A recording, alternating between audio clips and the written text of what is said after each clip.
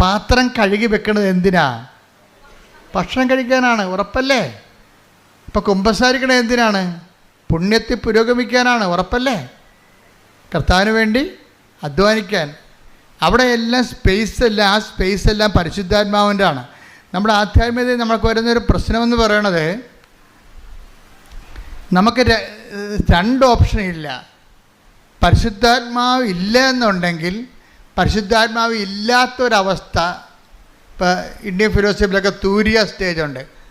ടാബ്ല റാസ എന്ന് ഗ്രീക്ക് പറയണ പോലെ ഇന്ത്യയിലെ തൂരിയ സ്റ്റേജ്. ഇപ്പോൾ ഒരു എന്താണ്, ഒരു നോൺ ആബ്സെൻറ്റ്, ആ ഒരു ആബ്സെൻറ്റ് പ്ലേസ്, നിർവ്വാണത്തിൻ്റെ തന്നെ ഒരു ഘട്ടമാണത് തൂരിയ സ്റ്റേജ്. പക്ഷേ അതുപോലെ സ്റ്റാൻഡ്സ് ഈ ക്രിസ്ത്യൻ ഫിലോസഫിയിലില്ല, ക്രിസ്ത്യൻ തിയോളജിയിലില്ല. എന്താ കാര്യം വെച്ചാൽ, നിങ്ങൾക്ക് പരിശുദ്ധാത്മാവ് ഇല്ല എന്നുണ്ടെങ്കിൽ പിന്നെ അടുത്തത് എന്താണ്? അത് വെയ്ക്കൻ്റാണ്. വെയ്ക്കൻ്റ് ആകത്തില്ലൊരിക്കലും. ആരാണ് വെയ്ക്കൻ്റ് ആകത്ത്? പിന്നെന്ത് ചെയ്യും? നമ്മൾ ശ്രദ്ധിച്ചില്ലെങ്കിൽ അതിനേക്കാൾ ദുരാത്മാക്കൾ പിന്നെ വന്ന് ഇതിൻ്റെ അകത്ത് കയറും. അപ്പം നമ്മളെന്താ ചെയ്യേണ്ടത്? പരിശുദ്ധാത്മാവിനെ തന്നെ ഇൻറ്റൻഷൻ വെക്കണം. അച്ഛൻ പറഞ്ഞ മനസ്സിലായ? പരിശുദ്ധാത്മാവ് തന്നെ നിയോഗം വെക്കണം. ഇപ്പം നിയോഗം ഇല്ല എന്ന് വെച്ച് കഴിഞ്ഞാൽ, രണ്ട് നിയോഗം, എനിക്ക് നിയോഗം ഇല്ല എന്നുണ്ടെങ്കിൽ ബാക്കിയെല്ലാം നിയോഗം ഇല്ല എന്നല്ല, പിന്നെ വല്ലതൊക്കെ എഴുതി വെക്കുകയല്ല ചെയ്യേണ്ടത്. മറിച്ച് പരിശുദ്ധാത്മാവിനെ നിറയ്ക്കണമേ എന്ന് എഴുതി വെക്കണം. പരിശുദ്ധാത്മാവിൻ്റെ ഫലങ്ങളാൽ നിറയ്ക്കണമേ, പരിശുദ്ധാത്മാവിൻ്റെ ദാനങ്ങളാൽ നിറയ്ക്കണമേ, ക്രിസ്തുവിൻ്റെ ദൗത്യമനുസരിച്ച് ജീവിക്കാൻ എന്നെ സഹായിക്കണം. എന്തെല്ലാം എഴുതി വെക്കാൻ പറ്റും?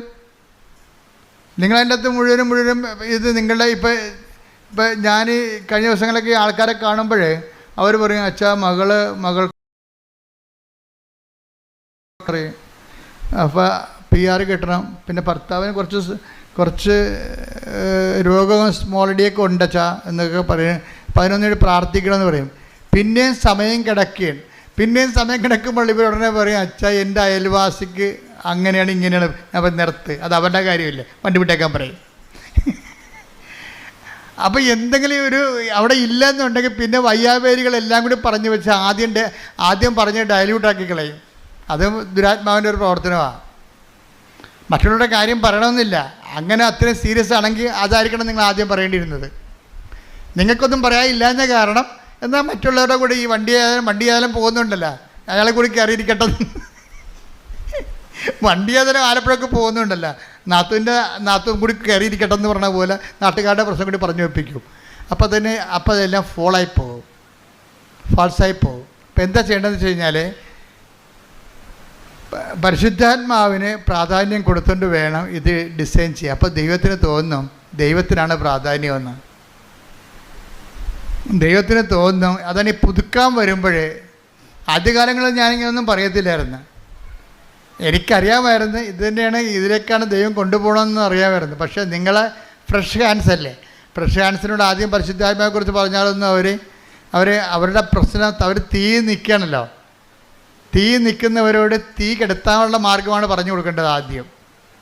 കാരണം ഞാൻ പറഞ്ഞില്ലേ, ഷോജു എന്നൊക്കെ പറഞ്ഞില്ലേ നേരത്തെ, ഇടക്കിട്ട് പോയായിരുന്നു ഷോജു വത്സല. അപ്പോൾ ഞാൻ കൗൺസിലിങ്ങിന് മുമ്പ് അവരോട് പറയും, നമുക്ക് കുറച്ച് നേരം പ്രാർത്ഥിക്കാമെന്ന് പറയും.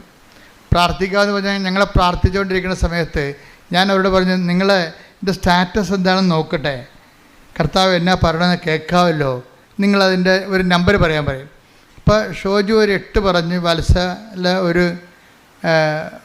7 പറഞ്ഞു. പിന്നെ ഞാൻ ഒരു സുവിശേഷത്തിൻ്റെ പേര് പറയാൻ പറയും. അപ്പോൾ ലൂക്ക എന്ന് പറഞ്ഞു. അപ്പോൾ എനിക്ക് മനസ്സിലായി, ലൂക്ക 8-ാം അധ്യായം 7-ാം വാക്യമാണ് ഇപ്പം ധ്യാനത്തിൻ്റെ 2-ാം ദിവസത്തെ സ്റ്റാറ്റസ്. 2-ാം ദിവസം 3-ാം ദിവസത്തെ 3-ാം ദിവസം ധ്യാനം എവിടെ നിൽക്കുന്നത്? എന്തുണ്ട്? മീറ്റർ റീഡിംഗ് ആണ്. എൻ്റെ മീറ്റർ റീഡിംഗ് ആണ്. എന്താണ്? ലൂക്ക 8:7. നിങ്ങൾക്ക് ഇത് സിമ്പിളാണ്. നിങ്ങൾ ദൈവത്തിനെ വിട്ട് നിൽക്കാത്തവരാണ്, ഇപ്പോൾ ഫങ്ഷനിലായിട്ട് വന്നതല്ല, ദൈവത്തിനെ വിട്ട് നിൽക്കാത്തവരാണെങ്കിൽ തീർച്ചയായിട്ടും വചനത്തിലൂടെ നിങ്ങൾ സംസാരിക്കും, സ്വപ്നത്തിലൂടെ സംസാരിക്കും. ആ അച്ഛൻ്റെ കാര്യം പറഞ്ഞത്, ആൻ്റണി ഒക്കാമച്ചൻ, ജർമ്മൻ, അങ്ങയുടെ പ്രശ്നം എന്താണെന്നറിയോ? അപ്പം അങ്ങേര് ഇങ്ങനെ പെട്ടുപോയി, ആ പ്രോജക്റ്റ് ക്യാൻസലാകാൻ പോകണമെന്ന് പറഞ്ഞപ്പോൾ ഈ സിസ്റ്ററിനോട് പറഞ്ഞില്ലേ, സിസ്റ്റർ എന്താ ചെയ്യണമെന്ന് പറഞ്ഞില്ലേ? അപ്പോൾ സിസ്റ്റർ എന്താ പറഞ്ഞത്? അച്ഛൻ പോയി ഉടമ്പടി എടുക്കാൻ പറഞ്ഞില്ലേ? ഉടമ്പടി എടുത്തു കഴിഞ്ഞിട്ട് ആ ദിവസം സിസ്റ്റർ ഒരു സ്വപ്നം കണ്ട്. സിസ്റ്റർ ഈ അച്ഛൻ്റെ മേടെ പോയിട്ടില്ല, അച്ഛൻ്റെ മുറികൾ കണ്ടിട്ടില്ല.